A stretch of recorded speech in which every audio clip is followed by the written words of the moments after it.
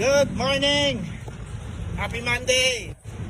Kamusta ba ang fitness goals nyo last week? Na-hit nyo ba? Nagsimula ka na bang tumakbo? Ito lang maganda sa running or walking no? Napaka-cheap sport.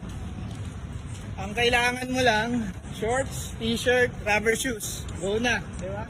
Di mo naman talaga kailangan yung magagarang sapatos or mga fitness watch kung on a budget ka. Pero syempre, kung meron kang konting extra, mas maganda kung meron ka na. Pero, mag-start ka na. Dali lang naman You can start small. Diba? 10 minutes every day. 20 minutes, 30 minutes. Basta, ang kailangan mo lang talaga dito, disiplina. Discipline to get up every morning and do your 10, 20,